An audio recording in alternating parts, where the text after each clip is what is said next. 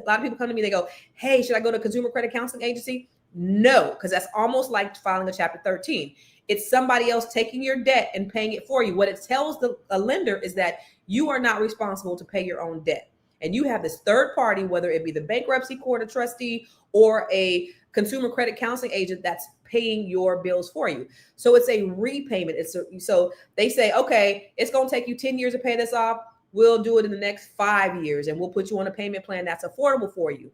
The problem is it's ongoing. You have to continue to do it. And it may take a long time. And you're still going to have that same waiting period when it comes to like purchasing property. It's a repayment. Why repay when you ain't got to? And I think I forget who it was saying that she wasn't able to file Chapter 7. She had to file Chapter 13. There are income limits to filing. So I was making over $200,000 a year when I filed Chapter 7, but I'm also self-employed. So I was able to write a whole bunch of stuff off. So then my adjusted gross income wasn't $200,000. So it's funny because when I went to court, everybody was filing bankruptcy in 08, 09. Everybody, right? So everybody's in 30 seconds. They go before the judge. 30 seconds, they're in and out. Okay, done. They grilled my ass. They saw my bank statements. They saw all this money coming in and coming out. And they grilled me. And I had to get up on the stand and answer the questions. They grilled me for about 15 minutes. And I was so scared.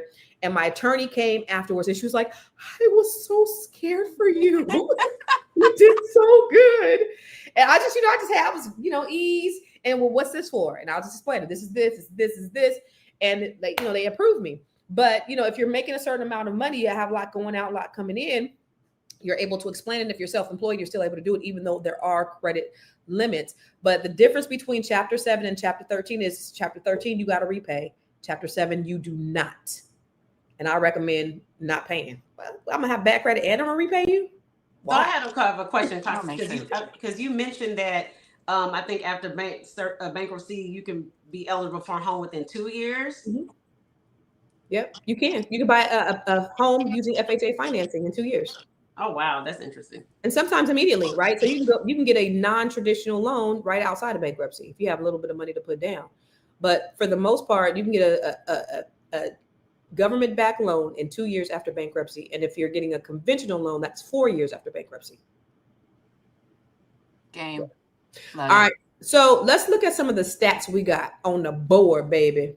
All right. So listen, bankruptcy, according to the American Bankruptcy Institute, individuals who file for Chapter 7 can start rebuilding their credit in as little as 18 months, but it can take 3 to 5 years to recover fully, depending on the individual's financial management. Let me just talk to you really quick, because here's the thing about it, and I talk about this inside the Grow Your Money Club, is how to restart after bankruptcy. Go to growyourmoney.club.